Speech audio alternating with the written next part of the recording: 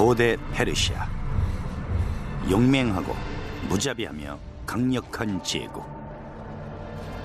제국의 끝없는 정복과 번영은 오랫동안 역사에 가려져 있었습니다. To create an empire of the size of the Persian Empire, the largest empire the world had known, obviously takes military skill. 북아프리카에서 아시아에 이르기까지 강력한 통치자가 이끄는 제국의 위대한 야망은 끝이 없었습니다. Cyrus the Great is one of the few who deserves to be called the Great. 페르시아 제국은 역사상 보기 드문 건축적 성과를 이룩했습니다.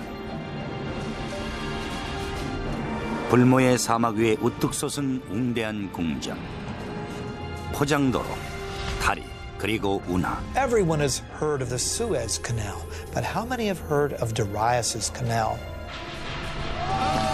하지만 제국의 먹구름이 몰려옵니다. 제국의 유일한 경쟁 상대인 그리스와의 전쟁은 역사의 흐름을 바꿔놓고 이후 수천 년간 서양은 그 전쟁의 영향을 받게 됩니다. 기원전 330년 마케도니아의 젊은 왕이 페르시아 제국을 점령하고 군사들과 함께 위대한 수도 페르세폴리스에 입성합니다. 마케도니아의 왕 알렉산더 대제는 페르시아의 왕들을 존경해왔습니다. 해가 지면서 그리스군의 승전 축하 파티는 광란의 불길로 이어집니다. 새벽이 되자 페르시아 제국의 보물 페르세폴리스의 아름다운 궁전들은 잿더미로 변했습니다. 2500년이 지난 지금 최고의 번영을 구가했던 위대한 제국의 흔적은 오랜 역사에 파묻혀 있습니다. 페르시아 하면은 화려한 벽걸이 융단과 아름다운 카페트, 그리고 저희 어머니의 뚱뚱한 페르시아 고양이 오티스가 떠오르죠. 하지만 동시에 종교적 문화적인 포용을 정책으로 삼고 바빌론의 유대인들을 이스라엘로 돌려보냈던 키루스 대왕도 생각이 납니다. 안녕하세요. 페르시아 제국에 오신 것을 환영합니다. 기원전 4000년경 두 종족의 유목민이 비옥하지만 무더운 이란 고원에 진출을 꾀합니다. 북쪽의 메디아인과 남쪽의 페르시아인들이죠. 유목민의 특성상 그들은 정복보다는 생존에 더 관심을 두었죠. 정착 생활에 접어들면서 그들은 비옥한 이란 고원에서 경작하는 방법을 배워갑니다. 하지만 농사를 지으려면 물이 필요했죠. 만일 페르시아인들이 경작과 생활에 필요한 물을 대기 위해서 운하를 건설하지 못했다면 페르시아는 역사에 존재하지 못했을 것입니다. 하지만 그들은 심지어 강이나 호수 혹은 바다에서가 아닌 바위 틈에서 물을 찾아내는 기술을 지니고 있었죠. 거칠고 황폐한 지역에서 페르시아는 오직 창의성과 의지만으로 일어섰습니다.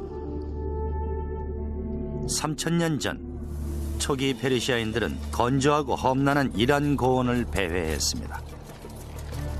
물을 구하자면 먼 길을 가야 했습니다. 지질학자 겸 수맥 수색가인 모간이라는 기술자들은 물길을 찾아 고원을 헤맸습니다.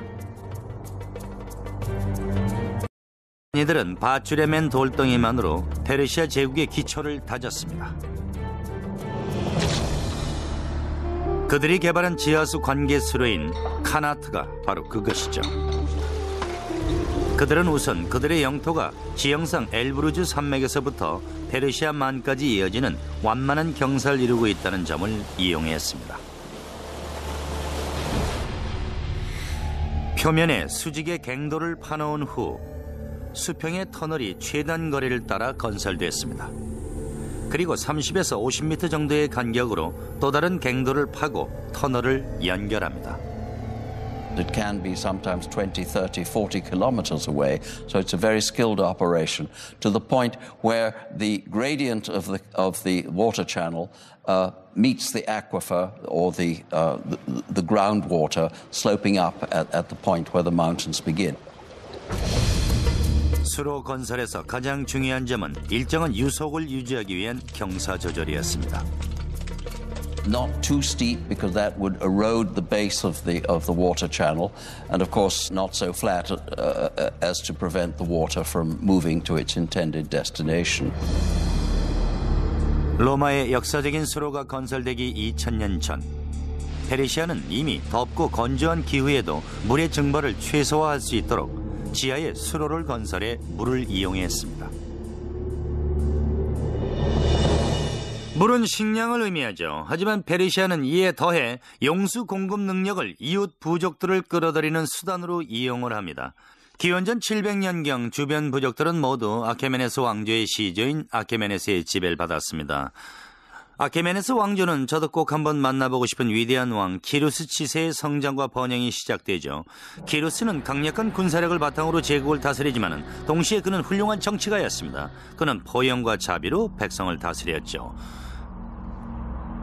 역사가들은 그를 휴머니스트로, 유대인들은 그를 신이 내린 왕으로 칭송합니다. 백성들은 그를 아버지라고 불렀고 그에게 정복당한 이오니아인들조차도 그를 공명정대한 통치자라고 불렀죠.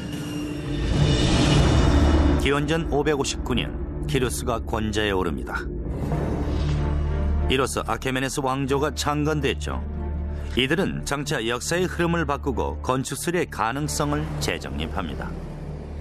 If you're looking at the greatest personages in history who have affected the world, Cyrus the Great is one of the few who deserves that epithet, the one who deserves to be called the Great. The empire over which Cyrus ruled was the largest the ancient world had ever seen and may be to this day the largest empire ever.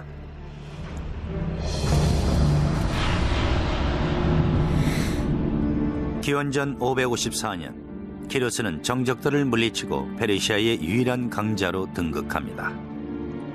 이젠 세상을 정복할 차례였죠. 그에 앞서 제국을 다스리기 위해서는 그 위상에 걸맞는 웅장한 수도를 건설해야 했습니다. 기원전 550년 키루스는 고대 역사상 유례없는 대규모의 건설 계획을 시행해 옮깁니다. 현재 이란 남서부에 있는 페르시아의 첫 번째 수도 파사르가다에가 그것입니다. Cyrus was a very innovative builder, and I might add that his standards were particularly high.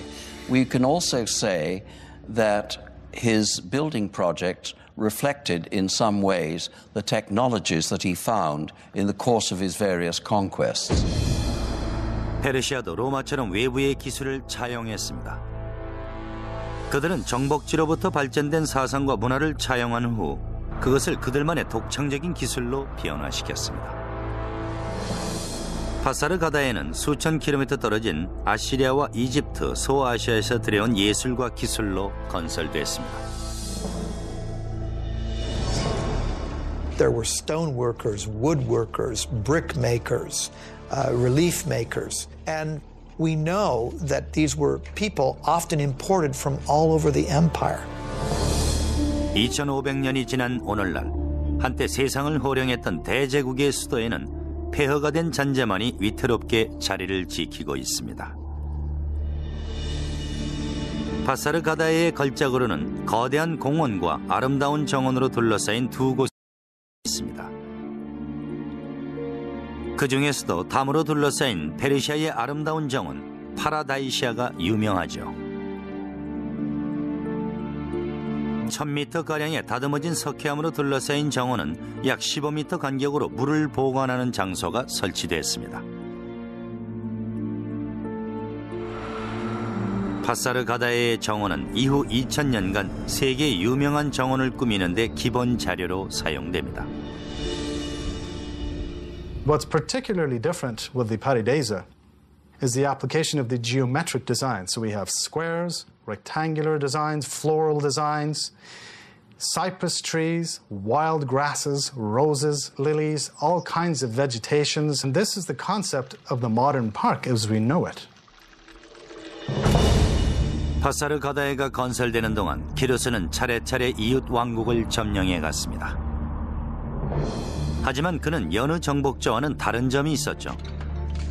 그는 고대 통치자로서는 드물게 피정복민을 노예로 만들지 않았습니다.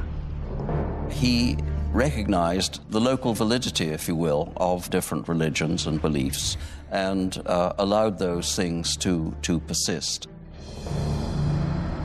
기원전 539년 키루스는 바빌론을 정복하지만은 그는 자신을 정복자가 아닌 독재자의 핍박받던 백성들을 구해낸 해방자로 표현을 합니다. 게다가 그는 사상 유례없는 일을 감행했죠. 유대인들을 해방한 것입니다. 네부카드네자르가 예루살렘과 신전들을 파괴한 이후 유대인들은 바빌론의 포로로 잡혀 있었죠. 지금 와서 생각을 해보면은 페르시아와 호전적인 이집트 사이에 완충 지역을 두려했던 키루스의 전략이었을지도 모르겠습니다. 어쨌든 중요한 것은 그 전에도 이후에도 이런 사건은 일어난 적이 없다는 것입니다.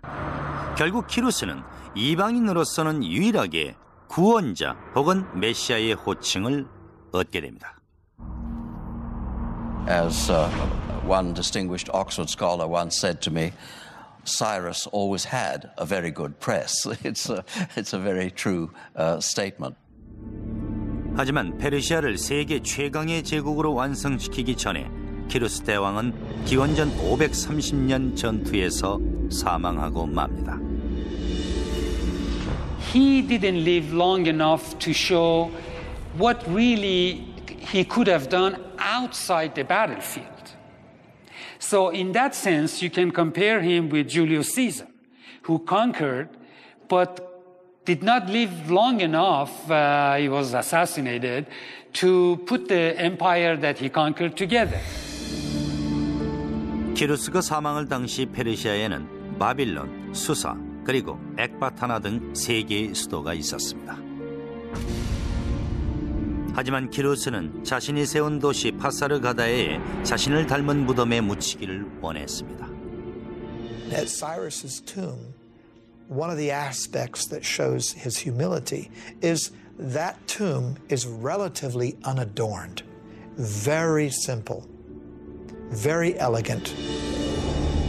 키루스의 건축가들은 단순하지만 거대한 서구식의 석조 무덤을 건설했습니다. 그들은 우선 대형의 직사각형 석재를 쌓아 올린 후 램프와 도르래 그리고 꺽쇠 등을 사용해 11m 높이의 무덤을 만들었습니다. Tomb of Cyrus is a very simple, outwardly modest monument for somebody who had created the largest empire that the world had seen to that date, and it's still remarkably well preserved after 25 centuries. 이후 30년간 키루스의 위상에 대적할 자는 나타나지 않습니다.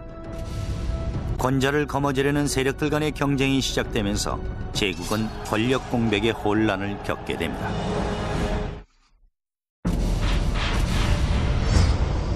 기원전 530년 세계 최강의 제국을 창설한 키루스 대왕이 세상을 떠납니다. 페르시아의 운명은 위기에 처해 있습니다. 많은 이들이 비어있는 권자를 노렸습니다. 그중 키루스의 먼 친척인 용맹한 장군이 부상하기 시작합니다. 마침내 그는 모든 정적을 물리치고 1인자의 자리를 거머쥡니다. 권자에 오른 다리우스는 페르시아의 가장 훌륭한 왕이며 역사상 건축가로 기록됩니다. 다리우스는 즉시 건설을 개시합니다. 첫 작업은 옛 수도인 수사에 매끄러운 벽돌로 장식한 웅장한 새 궁전을 짓는 것이었죠. 수사의 장엄함은 성경에도 기록될 정도였습니다. When the Greeks talk about Persian palaces, for example, they routinely mention Susa. When the Old Testament book of Esther talks about Persian palaces, it's Susa that they mention. 하지만 페르시아의 새로운 왕은 자신만의 공식적인 수도를 원했습니다. 기원전 518년, 다리우스는 고대 역사상 가장 과감한 건설 계획에 착수합니다. 현재 시라즈에 가까운 곳에 위치한 그리스어로 페르시아의 도시를 의미하는 페르세폴리스가 그것이죠. 거대한 석재 기반 위에 세워진 궁전은 제국의 위상을 알리기에 충분했습니다. The terrace square is huge, over 125,000 square meters. And he had to modify the landscape. His engineers had to come in and level out part of the area, and they had to build a retaining wall. He wanted it to be seen from a distance. That's exactly why you build up a terrace, so it could be viewed from afar. That makes it all the more grand and imposing. 페르세폴리스는 실로 놀라운 건축술의 도전이었습니다. 벽의 규모는 높이 18m, 두께 10m에 달하고 거대한 내부에는 복잡하게 설계된 기둥들이 세워졌습니다. 수천 명의 건축가들과 기능공, 노동자들, 그리고 엄청난 양의 건축 자재들이 타지로부터 유입됐습니다. 대부분의 고대 제국들은 노예들의 노동력으로 건설됐죠. 하지만 다리우스는 키루스를 본받아 페르시아에 노동력을 제공하는 대가를 지불했죠. Every worker was given his due, his or her due, because we also find women in the workforce as well. Depending on their skill, what the quality they brought to the work, they were paid accordingly. 다리우스는 비용을 아끼지 않고 페르세폴리스를 페르시아의 힘과 영광을 상징하는 수도로 만듭니다. First of all, it's important to remember the origin of the Persians themselves. That is to say that these were a nomadic people. They lived in tented accommodation, and they would up their tents, move somewhere else, and plant their tents again. Now, as time went on, these tents became more and more elaborate affairs. And essentially what we're having at Persepolis is a tent turned into stone. The Apadana is nothing more than a stone-tented building. 다리우스는 아파다나라고 불리는 거대한 아련시를 건설했습니다. Each of those great monumental stone pillars are inspired by the kinds of wooden pillars that upheld a beautiful canvas roof. But now that canvas roof has turned to beautiful cedar wood instead. So the nomadic origins of the Persians gives the impetus to part of their architecture, but that's not all. 페르세폴리스의 궁전은 금과 은, 값진 벽걸이 융단과 화려한 타일로 장식됐습니다. 벽에는 정복당한 지역의 귀족들이 페르시아를 예방하는 장면을 묘사한 부조들로 꾸며졌습니다. 하지만 페르세폴리스의 건축학적 경이는 여기에 그치지 않았습니다. 치밀하게 설계된 용수 공급과 배수 시스템은 세계 최고의 수준을 자랑합니다. Before the actual soil was placed in, first, Darius's engineers constructed a drainage system, plumbing, drain pipes. These would be covered. Water was also brought in along the Qanat system. But then those drain pipes, which would drain the effluents out, those were taken underground below the surface where the visitor would never see that. 제국에 대규모의 건축물과 기반 시설이 건설되고 있는 동안에도 다리우스는 영토 확장 사업을 게을리하지 않았습니다.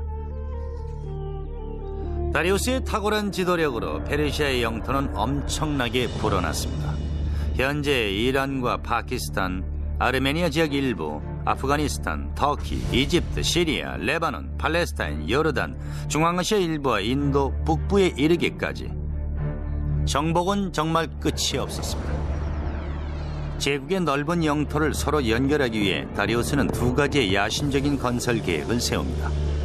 제국을 가로질러 2,400km나 이어진 도로와 홍해와 지중해를 연결하는 운하였습니다.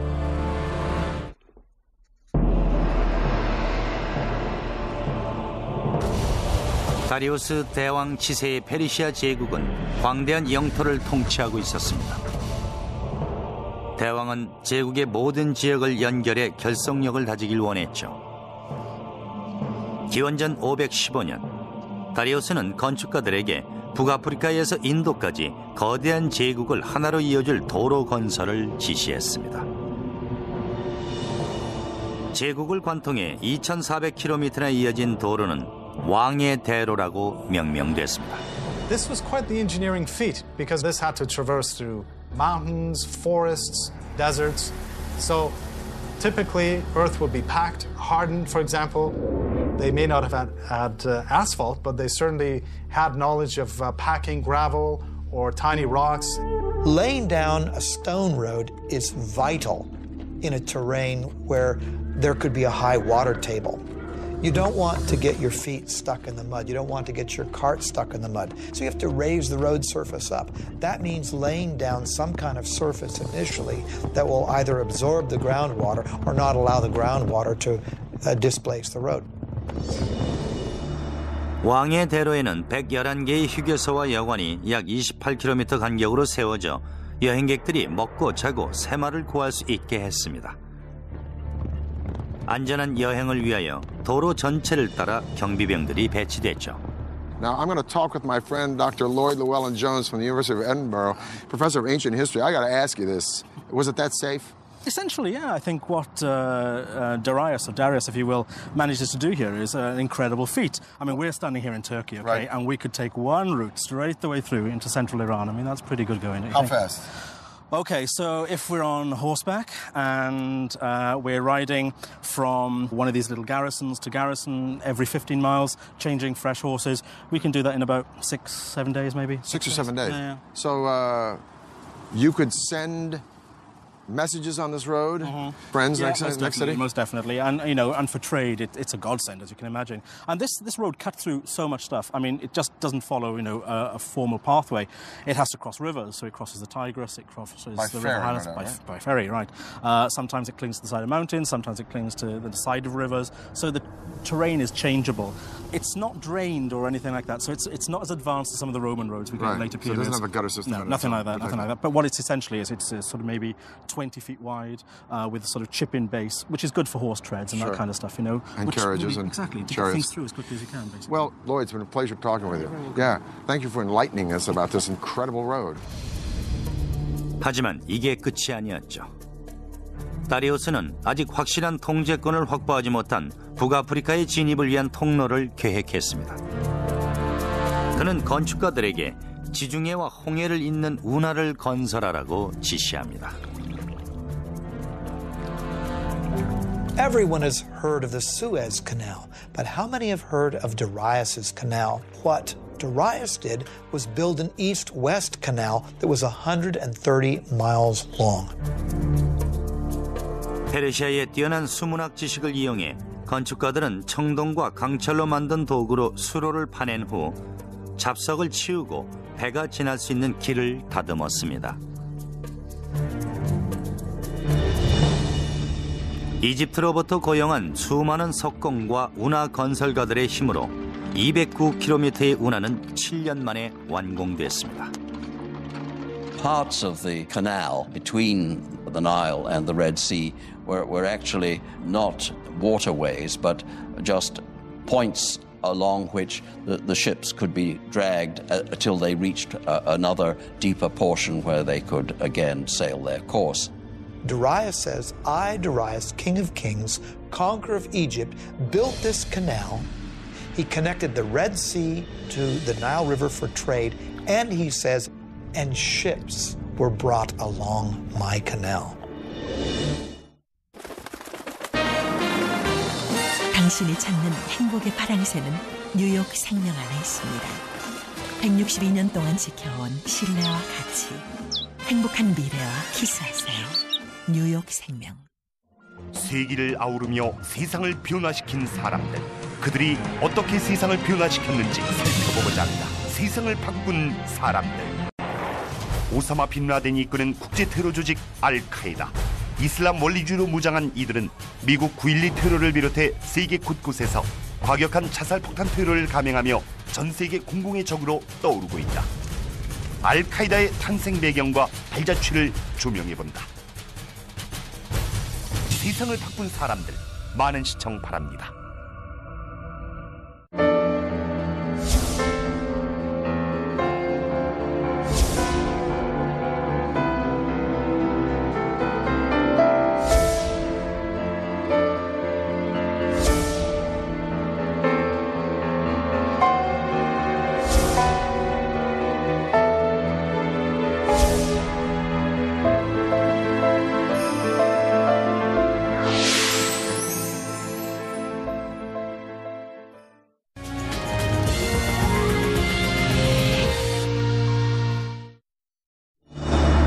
기원전 500년경 페르시아는 세계 최대의 제국으로 400년 후 최고의 전성기를 맞게 될 로마보다도 넓은 영토를 통치했습니다.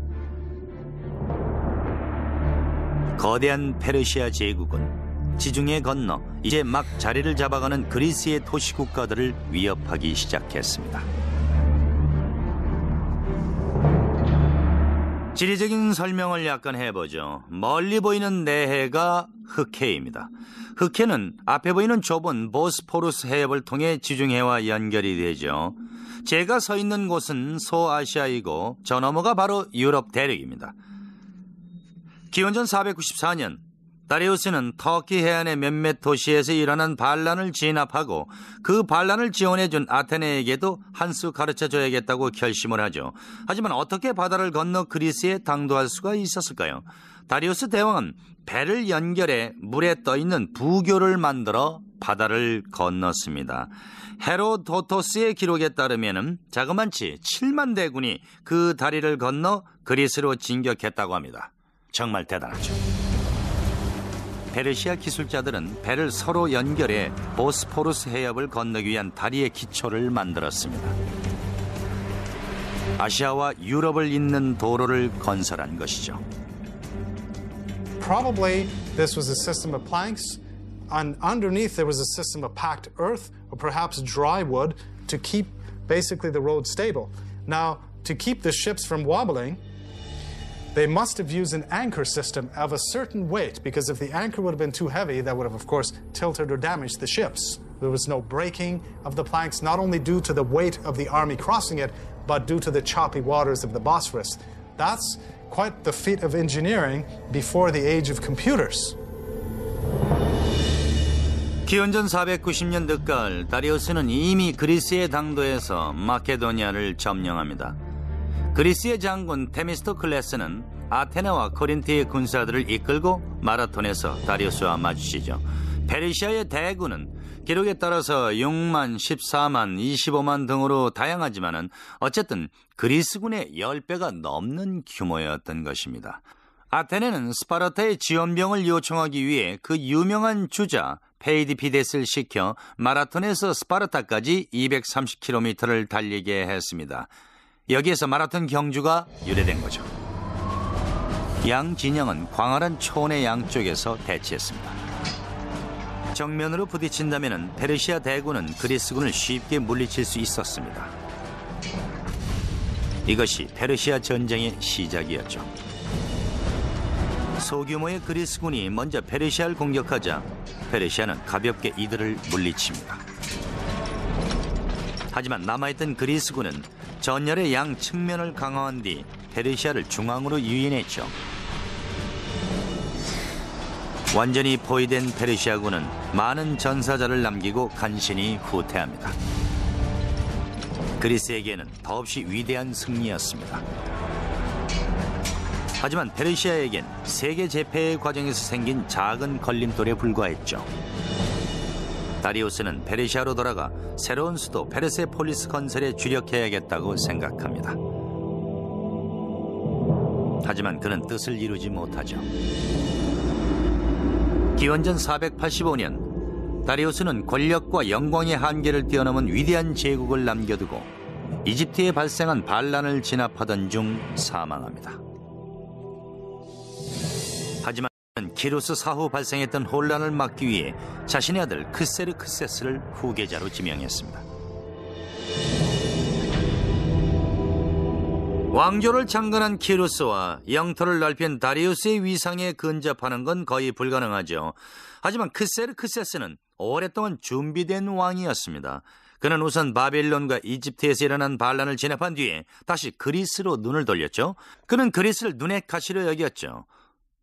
역사가들은 크세르크세스가 기선을 제압하려 했다고도 하고 아버지의 복수를 한 것이라고도 말합니다. 어쨌든 마라톤 전투에서 승리한 이후 그리스는 더 이상 페르시아를 이길 수 없는 존재라고 생각하지 않았고 크세르크세스는 현재 튀니지 근처에서 카르타고군과 손잡고 그리스와의 해전을 준비합니다. 기원전 480년 거대한 영토와 막강한 부를 지닌 페르시아 제국은 번영의 절정기를 맞고 있었습니다. 다리우스 대왕이 마라톤 전투에서 그리스에 패한 지 10년이 흘렀습니다. 그의 아들 크세르크세스가 페르시아 아케메네스 왕조의 절대 군주의 자리를 이어받았습니다. 그는 복수를 계획하죠. 이제 막 세상의 주목을 받기 시작한 그리스는 민주주의에서 독재 체제까지 다양한 성향의 도시국가들로 이뤄진 집단이었습니다. 하지만 그들은 페르시아를 증오한다는 점에선 공통점을 지니고 있었죠. 고대 세계는 제2차 페르시아 전쟁을 맞이하고 있었습니다. 전쟁의 결과는 현재까지도 많은 영향을 주고 있습니다. Greeks traditionally called everybody except themselves barbarians. So this whole thing really between East and West started probably with the Persians and the Greeks and continued ever since. 페르시아의 그리스 진격은 전쟁사의 길이 남을 전략과 기술의 가장 위대한 성과물로 기록됩니다. 바다와 육지에서 동시 진행된 진격에는 실로 놀라운 페르시아의 기술력이 투입됐습니다. 크세르크세스의 군사들은 아토스산의 이스트무스에서 그리스로 진격하려 했죠. 하지만 물살이 너무 거세자 왕은 이스트무스를 가로지르는 운하 건설을 지시합니다. 대규모의 노동력과 숙련된 운하 건설 기술을 동원해 크세르크세스의 건축가들은 단 6개월 만에 운하를 완성할 수 있었습니다. 하지만 군사들과 건축가들 앞에는 더 큰 문제가 기다리고 있었죠. 페르시아군은 2.4km 폭의 헬레스폰트 해협을 건너가야 했습니다. 그들이 고안해낸 해결책은 오늘날까지도 군 역사상 가장 대담한 기술적 성과로 평가받고 있습니다. 크세르크세스는 아버지의 업적 중 하나를 참고해 헬레스폰트를 가로지르는 2개의 부교를 건설합니다. 다리우스가 보스포러스에 건설했던 다리와는 비교도 안 되는 규모였죠. But what's very interesting is that 674 ships were now lined up. How were these ships kept stable? This must have been quite an engineering feat. The Bosphorus is not a very calm area. It can be quite choppy. The row of ships were kept in place with a very taut system of cables, probably 2 large cables that ran between Asia and Europe.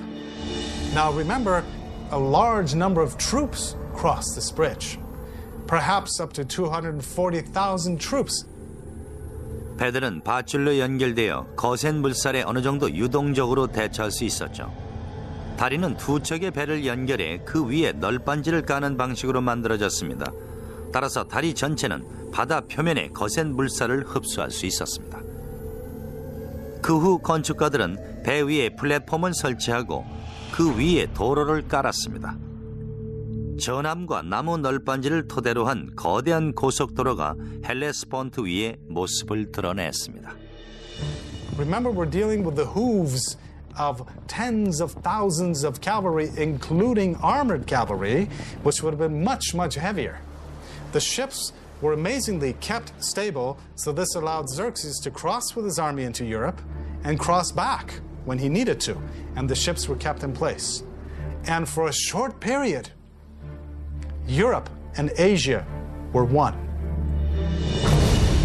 열흘 후 크세르크세스는 완성된 을 건너 유럽으로 진군합니다. The whole army crossed with heavy equipment, heavy cavalry, and the planks were kept in place. There was no breaking of the planks, not only due to the weight of the army crossing it, but due to the choppy waters of the Bosphorus. 크세르크세스의 전략은 단순했습니다. 대군을 이용해 수륙 양쪽에서 그리스를 덮치는 것이었죠. 그리스에선 이번에도 위대한 장군 데미스토클레스가 선봉에 섭니다. 육지에선 페르시아를 이길 수 없다는 것을 깨닫고 그는 페르시아 해군을 함정에 빠뜨리기 위한 전략을 세웁니다. 기원전 480년 8월 양 진영은 그리스가 선택한 전쟁터 테르모필레에서 대면합니다. 한 번에 한 대의 전차만이 통과할 수 있는 좁은 협로였죠. 페르시아의 대군은 그리스가 계획한 대로 며칠 동안 좁은 통로에 갇혀 있었습니다. 한편 데미스토클레스는 페르시아가 눈치채지 못하게 대부분의 병력을 빼돌리고 6,000명의 스파르타 군만을 현노에 배치했습니다. 선왕과 마찬가지로 크세르크세스는 그리스가 쳐놓은 덫에 여지없이 걸려들었죠. 마침내 비좁은 통로를 지난 페르시아 대군은 데미스토클레스가 미끼로 남겨놓은 스파르타군을 가볍게 처치하고 아테네로 진군합니다. 하지만 그가 도착할 즈음 아테네는 이미 텅 비어 있었죠. 분노에 찬 크세르크세스는 아테네에 대가를 치르게 하겠다고 결심합니다. 오랜 세월 동안 피정복제에 대한 관용은 페르시아 왕들의 미덕이었죠. 하지만 이번엔 달랐습니다. 페르시아의 왕답지 않게 크세르크세스는 아테네를 불태우라고 명령합니다. 다음날 아침 왕은 어제 일을 후회하면서 아테네를 복구하라고 지시했죠. 하지만 이미 엎질러진 물이었습니다.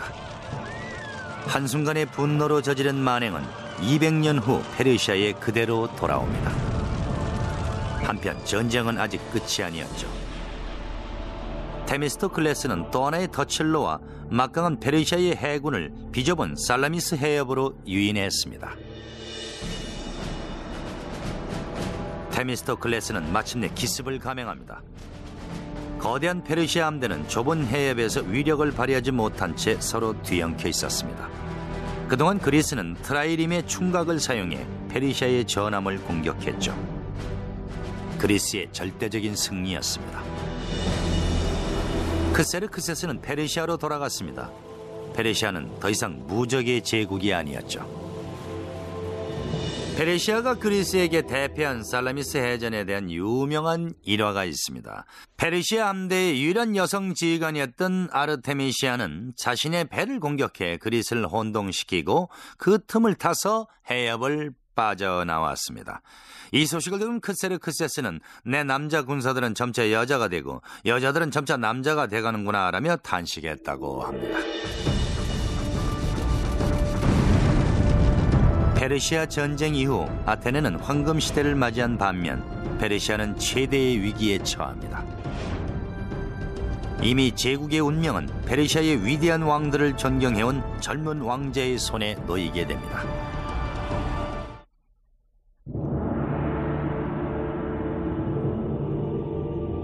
기원전 480년 그리스는 테르모필레에서 페르시아를 격퇴합니다.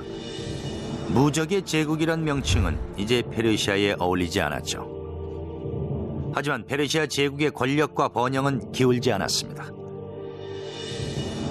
그로부터 15년 후인 기원전 465년 크세르크세스가 사망합니다. 아버지의 권좌를 이어받은 아르타크세르크세스는 페르시아의 황금 시대를 되찾겠다고 공언합니다. 그는 먼저 할아버지 다리우스가 벌여놓은 건설 사업에 관심을 기울였죠. 건설이 시작된 지 40년이 지나서도 위대한 수도 페르세폴리스는 아직도 완성되지 못했습니다. 아르타크세르크세스는 페르시아 제국의 마지막 건축적 걸작을 만들어냅니다. 오늘날 그것은 110주 전이라 불리고 있습니다.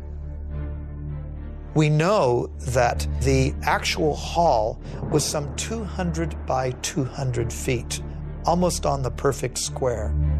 What's remarkable of the Persepolis, look up the entire shaft, and these things raise, hundreds of feet into the air.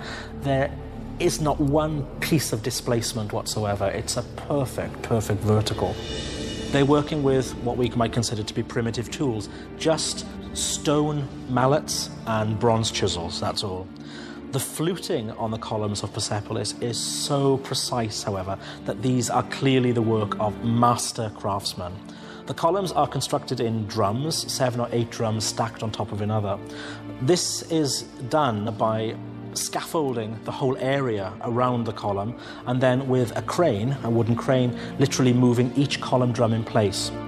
Any client king, any governor from a distance, or even anyone who would come in that hall would be so impressed by the vastness of the hall and by this forest of columns that stretched nearly as far as the eye could see.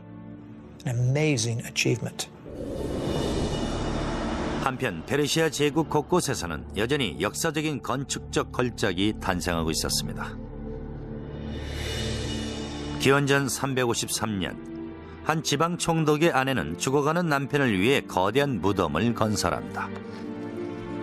놀라운 건축술로 지어진 그 무덤은 바로 고대 세계 7대 불가사의 중 하나로 손꼽히는 마우솔로스의 마우솔레움입니다. 무덤은 지상에 거대한 내실을 두고 41m 높이로 뻗어 있습니다. 피라미드 형태의 지붕에는 천국으로 가는 계단이 양쪽에 설치되어 있었죠. 2500여 년 후 미국 대통령 율리시스 S. 그랜트의 무덤은 마우솔로스의 마우솔레움을 본떠 뉴욕시티에 건설됐습니다. 기원전 4세기경 페르시아의 기술력은 세계 최고를 자랑했습니다. 하지만 하늘 높이 치솟은 기둥과 화려한 궁전 아래 제국의 기반은 흔들리고 있었죠. 적들은 호시탐탐 기회를 노렸죠. 아테네는 이집트의 반란을 후원하는 한편 이집트 수도 멤피스를 점령합니다. 아르타크세르크세스는 페르세폴리스를 떠나 멤피스에서 그리스인을 몰아내고 페르시아의 통치권을 회복하기 위한 전쟁을 벌이죠. 그 전쟁은 페르시아의 마지막 승리로 기록됩니다. 기원전 424년 아르타크세르크세스가 후계자 지명 없이 사망하자 80년간 내분과 실정이 거듭됩니다.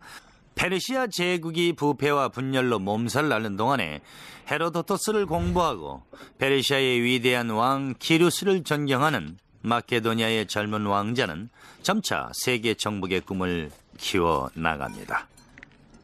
그의 이름은 알렉산더입니다. 기원전 336년 아르타크세르크세스의 먼 친척이 권좌에 오릅니다. 그의 정식 이름은 다리우스 3세이지만 언제나 아케메네스 왕조의 마지막 왕으로 기억됩니다. 이후 4년에 걸쳐 알렉산더와 다리우스 3세는 여러 전투에서 대결하지만 다리우스의 군사들은 서서히 밀려 제국의 문턱까지 오게 되죠. 기원전 330년 알렉산더는 제국의 보석인 수도 페르세폴리스의 문 앞에 당도합니다. 알렉산더는 페르시아의 정책을 정중히 받아들였습니다. 그는 군사들에게 점령지의 불법 점유와 약탈을 금지시켰지만은 세계 최고의 제국을 무너뜨린 군사들의 흥분을 가라앉히는 것은 결코 쉽지 않았죠. 군사들은 불안하거나 분노에 차서 혹은 페르시아에 당한 원수를 갚기 위해 일을 저질렀습니다. 그들은 페르세폴리스를 마음껏 유린했습니다. 승전 후 대규모의 기념 파티가 열렸고 그 사이 수많은 보물이 약탈되고 세계 역사상 가장 안타까운 방화가 일어났던 것입니다. 페르세폴리스는 불에 탔습니다. Alexander was not in the business of destroying things. Persepolis probably was burned because it was a symbolic thing. And he also burned it to make a symbolic gesture, not a destructive gesture. There must have been wonderful draperies and things around, and no doubt fire could have begun accidentally just as much as purposefully, because if he really wanted to be an Achaemenid king, the last thing he should want to do was to destroy Persepolis. But there were no fire engines, and once the blaze had taken hold, it was a very terrible blaze, and it left its mark throughout the site. 는 포로로 잡혔다가 탈출했지만 기원전 330년 여름 측근에 의해 살해되고 맙니다. 마지막 아케메네스 왕의 죽음이었습니다. 알렉산더는 다리우스 3세의 장례식을 장엄하게 치르고 그의 딸을 아내로까지 맞아들입니다. 알렉산더는 아케메네스 페르시아 왕임을 자처했습니다. 그리고 페르시아는 이후 2700년간 세 개의 대륙에 걸친 제국으로 유지됩니다. 페르시아 왕을 존경한 알렉산더는 다리우스의 암살자를 끝까지 추격해 직접 죽입니다. 알렉산더는 오직 왕만이 왕을 죽일 수 있다고 믿었는데요. 그렇다면 그가 다리우스를 죽인 걸까요? 이미 제국을 정복했으니 굳이 그럴 필요는 없었을 것입니다. 제국은 이미 키루스 대왕에 의해 창건된 지 오래였습니다. 알렉산더는 일찍이 페르시아가 일으켜놓은 발전된 문화와 기술, 엄청난 부가 지속될 수 있도록 했고, 페르시아는 알렉산더가 사망한 후에도 오랫동안 그 명맥을 유지하게 됩니다. 지금까지 피터 웰러였습니다.